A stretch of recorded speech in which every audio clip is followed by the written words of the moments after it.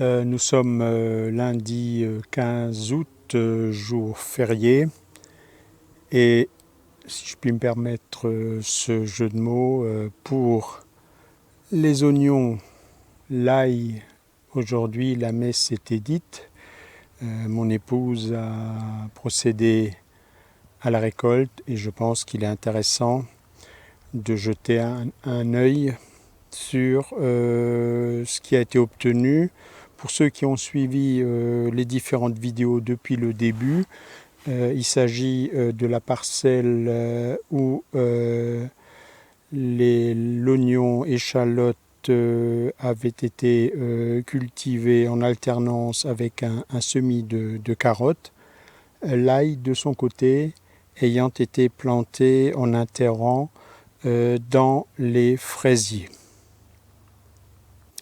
Alors vous avez ici la récolte d'une rangée d'oignons, une variété rouge.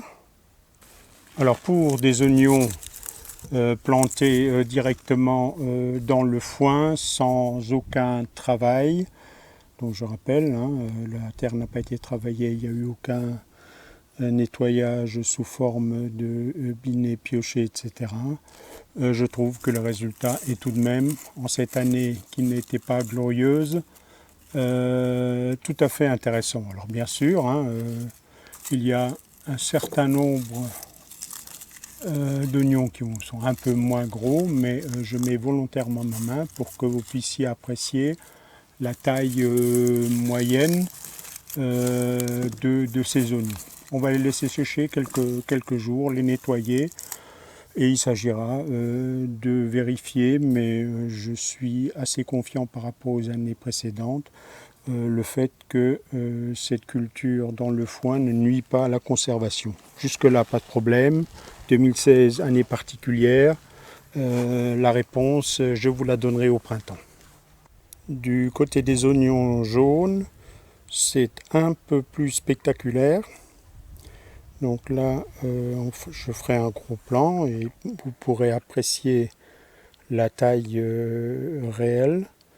Et là aussi, pour un rang, sans travail, sans rien faire, je trouve qu'on ne peut être que satisfait. Donc là aussi, je mets la main pour que vous ayez une idée de l'échelle. Je pense que celui-là est un des plus gros. Mais d'une façon générale, la moyenne est tout à fait intéressante. Le plus petit, il doit être ici. Vous avez l'intégralité de la production qui est présentée. Je n'ai pas trié pour mettre les gros à la vidéo en laissant les petits à l'écart dans un coin. Donc c'est bien la production intégrale sans aucun tri. Du côté des échalotes, en revanche, c'est beaucoup plus mitigé. Bon, loin d'être ridicule, mais c'est très très variable. Certains petits plants s'étaient très mal installés et sont restés chétifs, et en revanche, d'autres se sont développés de façon tout à fait remarquable. Donc là, le temps très humide et très froid a quand même nuit un tout petit peu à la croissance. Récolte, on va dire, honorable, sans plus. Le plus décevant, c'est l'ail, sans que je puisse dire si c'est le fait que c'était en culture associée avec les fraises, et donc une partie de ces plants ont été étouffés, ou si c'est l'année, l'humidité. Alors à la relative modeste récolte d'ail, deux explications. La première, elle se voit bien ici. Assez rapidement, les feuilles ont été attaquées par un champignon. Je ne sais pas si c'est une rouille, une fusariose, ce qui a fait que les feuilles ont cessé de fonctionner et tout ça s'est desséché. Je ne sais pas si vous le verrez à la caméra. Cette succession-là de taches se sont des champignons. Et ça, c'est lié à l'année humide que nous avons eue. Éventuellement, ça peut être en lien avec l'association de cultures. Donc, quand on a une plus grande densité de végétation, l'humidité peut profiter aux maladies à champignons qu'on appelle les maladies cryptogamiques. La deuxième raison se trouve dans ce seau. Quasiment tous les pieds d'ail étaient montés à graines, et en fait c'est pas à proprement parler à graines. Ils avaient formé ces petits capitules où s'était formé tout un ensemble de petits bulbilles. Alors je ne sais pas encore, là je vais peut-être expérimenter, voir si on peut les planter, les pousser, les faire pousser, les mettre en terre. Et il est évident que donc ces capitules, donc chaque pied avait chaque pied avait le sien. Cela a évidemment pris toute l'énergie à la plante, et c'est ce qui a manqué au niveau du remplissage des bulbes qu'on a récoltés. Alors ça peut être en lien avec l'année froide que nous avons eue, le sol humide. En général, les processus de fructification, ou tout ce qui va pousser la plante à produire des organes de reproduction, est lié au froid ou à un stress hydrique, froid, forte chaleur.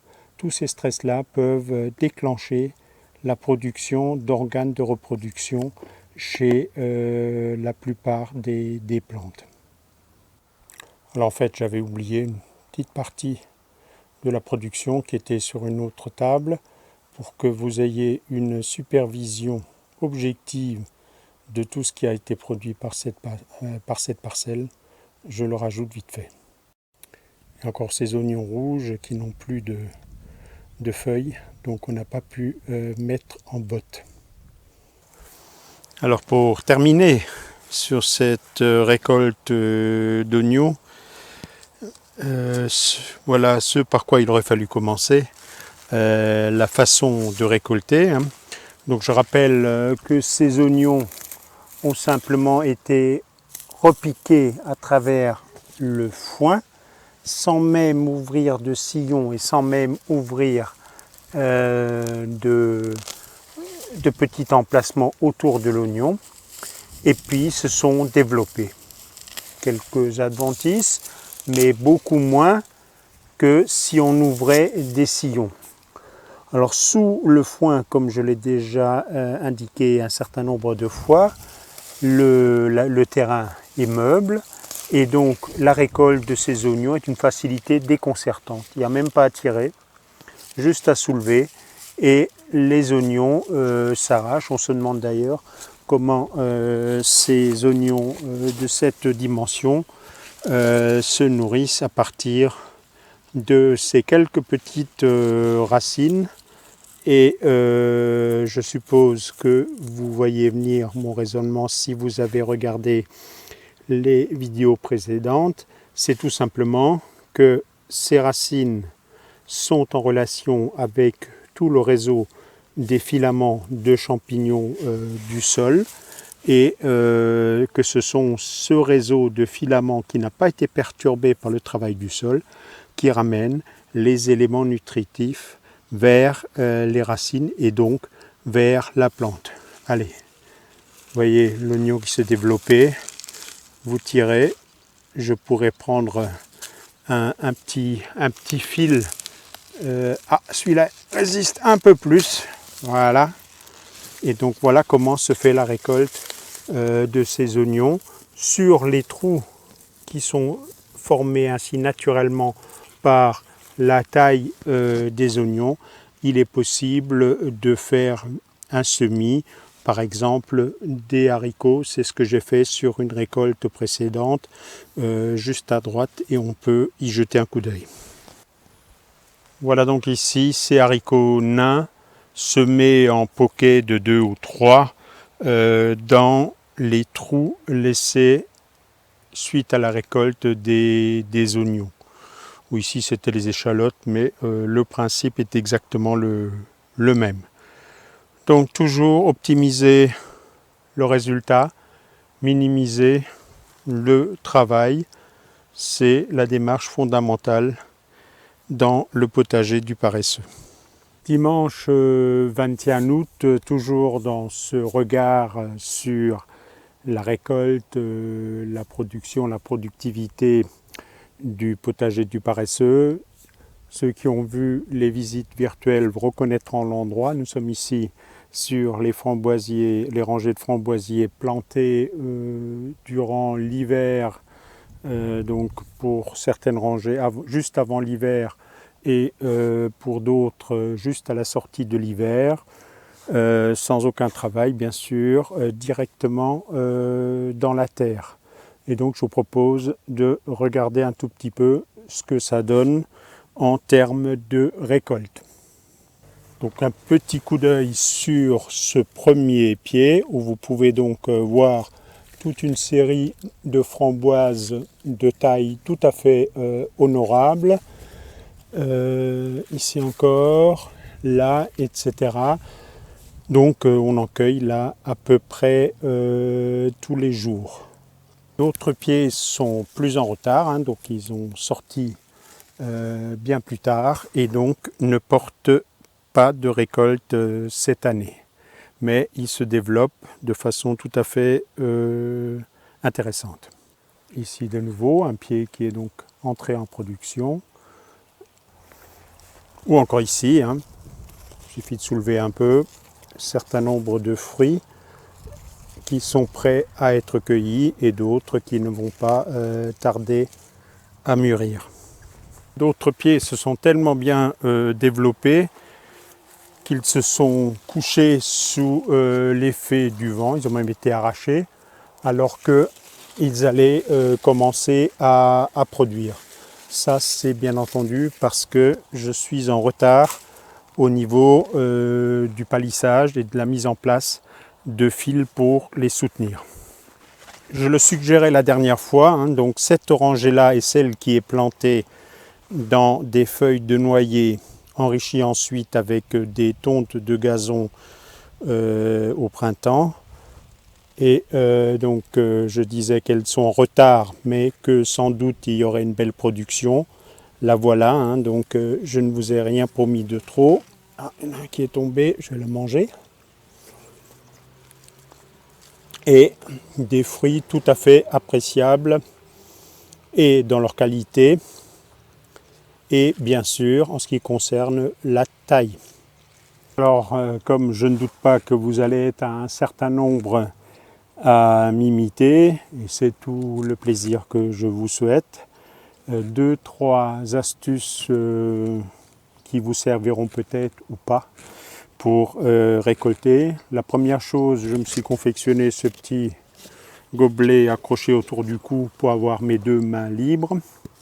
Deuxième chose, quand vous récoltez, faites bien attention à toujours tirer dans le sens de la branche. Sinon, vous cassez au mieux la petite inflorescence qui porte encore des fruits susceptibles de mûrir, voire l'ensemble de la branche. Donc j'ai une des mains pour tenir la petite branche, avec l'autre je cueille délicatement et je mets dans mon gobelet. Troisième chose, il faut toujours regarder par le bas. La framboise est très très maligne. Elle cache les fruits mûrs sous les feuilles pour les mettre à l'abri des oiseaux. Et donc, si vous restez debout, il vous arrivera la même chose. Une partie des fruits vous échapperont. Ces fruits seront contaminés par des vers et seront défoyés à partir desquels certains parasites vont se développer, tout particulièrement la célèbre mouche Suzuki, qui n'a rien à voir avec la moto, qui est une drosophile, hein, donc une mouche du vinaigre, qui s'attaque à peu près à tous les fruits rouges et qui les liquéfie littéralement sur place. Donc pour éviter cela, la meilleure façon, c'est une cueillette très très régulière et surtout ne pas laisser de fruits trop mûrs en début de pourriture sur place ni sur le sol. Vous les ramassez et vous les détruisez en dehors de la parcelle et ça réduira à 90% les problèmes de pourriture, de verre, hein, c'est un verre. Tenez ici, il reste une relique d'un de ces fruits qui a été liquéfié sur place. Les larves, pour se nourrir, liquéfient le fruit et ensuite les mouches sortent et il reste ce fruit desséché. Donc voilà 2 ou 3 conseils pour tous ceux qui se lanceront dans une production de framboises. Pour finir sur cette culture, c'est à mon avis un des fruits dont on ne se lasse pas. J'en mange tous les jours, tous les jours, tous les jours. Presque sur tous les légumes, au bout d'un certain temps, s'installe une certaine lassitude. La framboise, ça ne m'est jamais arrivé, sans parler du fait qu'on peut en faire des framboisiers, des coulis, des confitures, les manger avec un peu de crème, avec un peu de yaourt à la vanille, qui a 36 façons donc de les accommoder. Voilà, donc avec ces 2 ou 3 choses très simples, bon succès à vous aussi. Alors certains reconnaîtront là la rangée de choux de Bruxelles et le plant d'aubergine qui est donc rentré en production. On en a déjà récolté quelques-unes. Et puis ça va continuer, hein, donc ce plant très chétif dont j'avais parlé se rattrape tant qu'il fera assez chaud, puisque c'est quand même une plante qui n'aime pas trop les conditions froides. Alors chez nous en Alsace, avec un climat continental, dès le 15 septembre, elle peut se prendre un coup de calebasse. Ceci dit, c'est pas ce que je voulais vous montrer, hein. J'ai nettoyé un tout petit peu le bord de cette parcelle parce que le trèfle est un peu envahissant. Donc régulièrement, j'arrache un peu ici sur le bord parce que sinon, il gagne petit à petit la planche. Donc il suffit d'arracher, de mettre sur le tas. Et en faisant cela fortuitement, j'ai un tout petit peu découvert ici, le foin ici et on le voit un peu moins bien. Je vais quand même essayer de vous le dégager et je vais zoomer sur cette partie pour vous montrer qu'ici on voit apparaître des toutes petites racines, hein, des poils absorbants. Alors je n'ai pas creusé mais que je soupçonne très fort d'être l'extrémité d'une des racines de cette aubergine venue chercher ici ce foin qui se décompose à la limite exacte où ce processus est en train de se produire. Alors on va zoomer ça et gratouiller. Je vais essayer de faire le plan de meilleure qualité possible. J'espère que vous voyez ici ces toutes petites radicelles. J'essaie de les soulever, voilà, avec la zone de poil absorbant à son extrémité. Et vous avez ici à l'exacte limite où le foin se décompose, d'une part tout un réseau de mycélium, mais surtout ces poils absorbants dont je suis à peu près convaincu. Ah ben voilà, là j'arrive à les mettre en évidence. Donc je suis absolument convaincu que c'est l'extrémité de cette aubergine, de ce pied d'aubergine, qui vient chercher ici sa nourriture, c'est-à-dire là où les organismes du sol sont en train de décomposer le foin et les tontes de gazon, donc à l'exacte interface entre le sol minéral plus pauvre et le foin. c'est aussi ici, comme vous pouvez le voir, que se trouve encore de l'humidité. Alors il a plu il y a un jour, il y a 24 heures, néanmoins ça aurait été exactement la même chose après près de 15 jours de beau temps.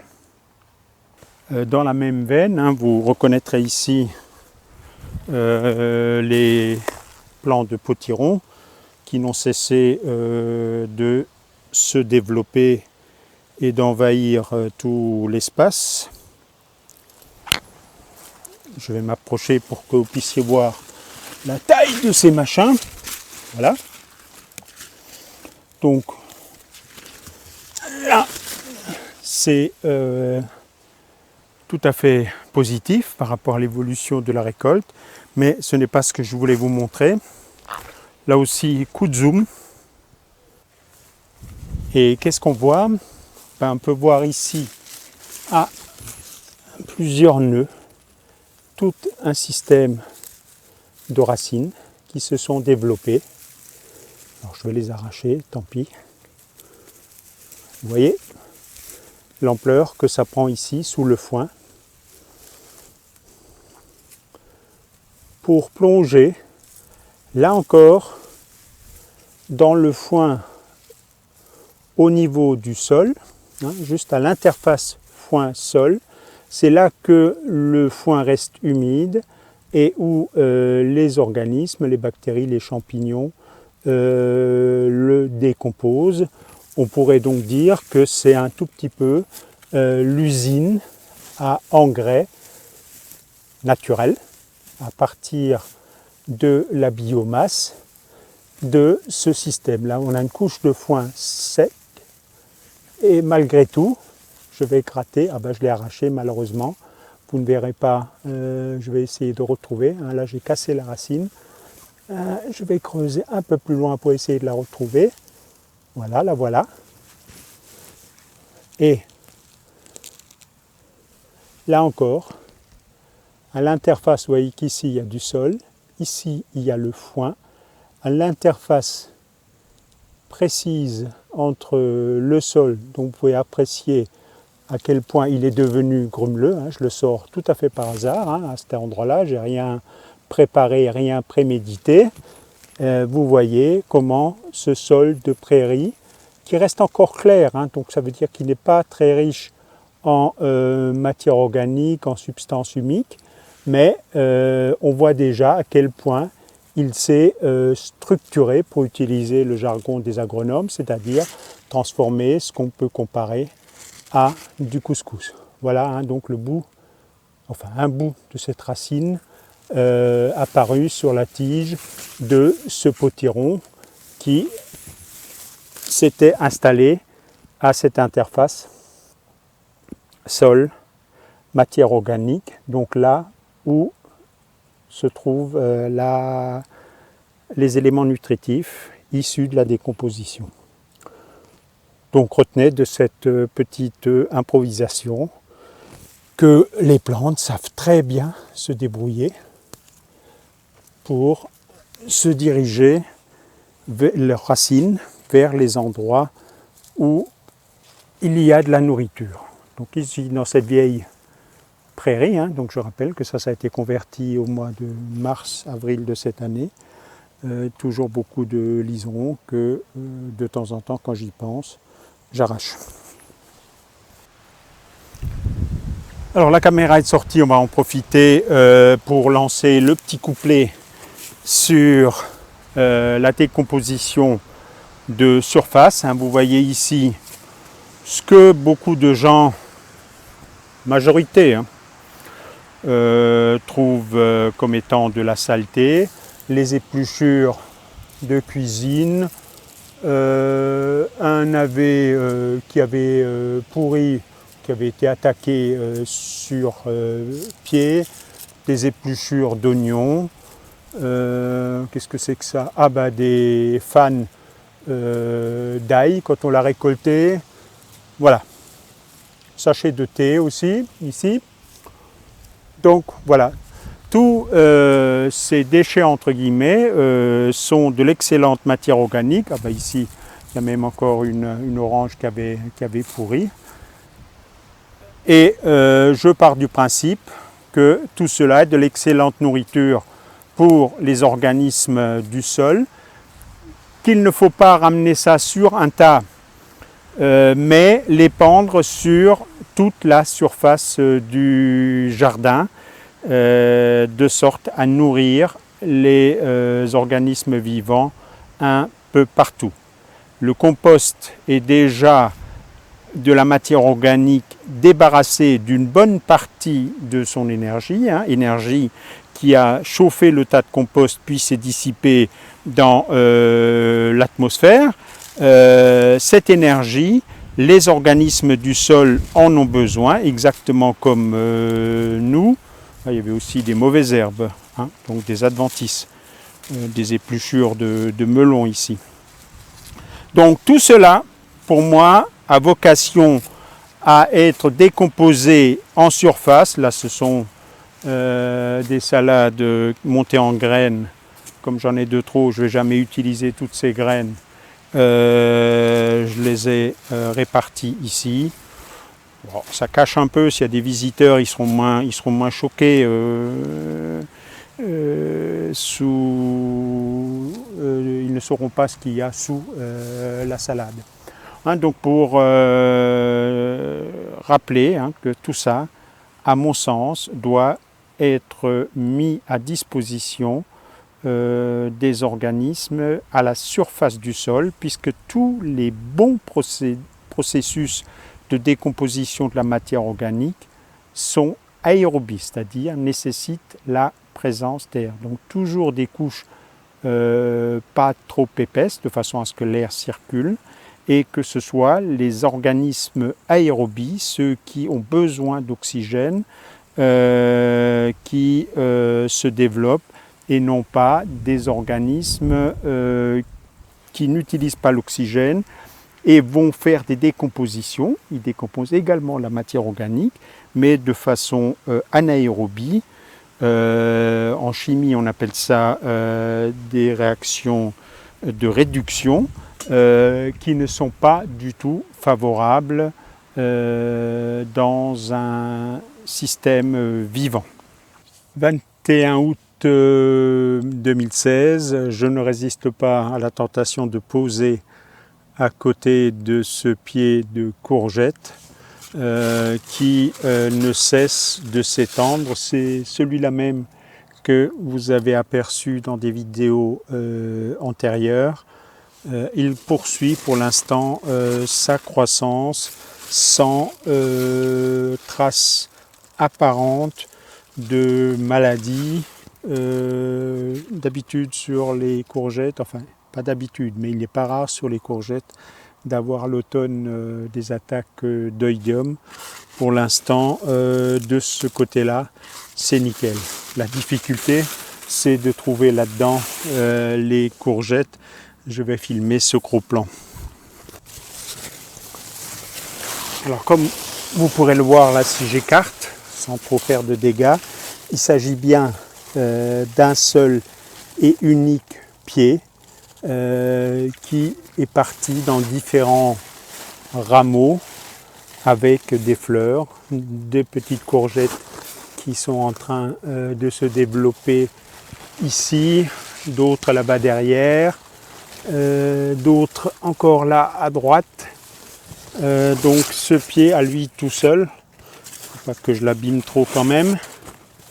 Oui, j'y ai cassé quelques feuilles, tant pis. Nourrit la famille. Alors je le rappelle toujours, vous allez dire que je radote, mais certaines personnes ne regardent pas toutes les vidéos dans l'ordre. Nous sommes ici sur ce qui était une prairie à la même époque l'an dernier, bâchée, momentanément en fin d'automne, début d'hiver, recouvert de foin à la sortie de l'hiver et planté donc en avril sans doute, puis 2 mois avec une absence totale de croissance de végétation, un pied de courgette qui était resté au stade 4 feuilles pendant 2 mois sans avancer ni reculer.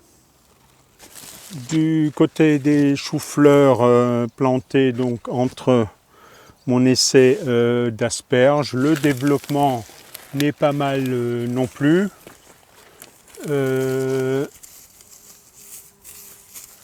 Même si pour l'instant pas encore de pommes, ils n'ont pas encore paumé, mais on commence à voir les premiers signes, les feuilles intérieures qui se vrillent un peu. La pomme va tôt ou tard se développer là-dedans.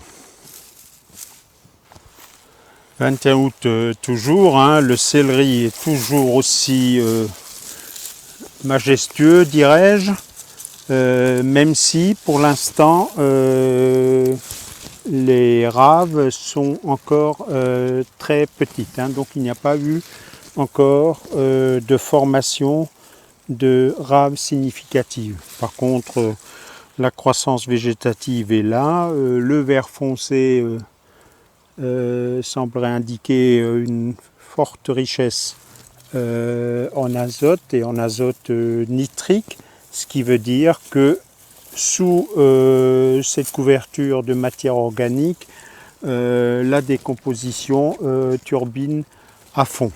Je n'ai toujours pas récolté les pommes de terre, ça ne va pas tarder, mais les tiges sont en train de se dessécher, donc de se vider de leurs réserves.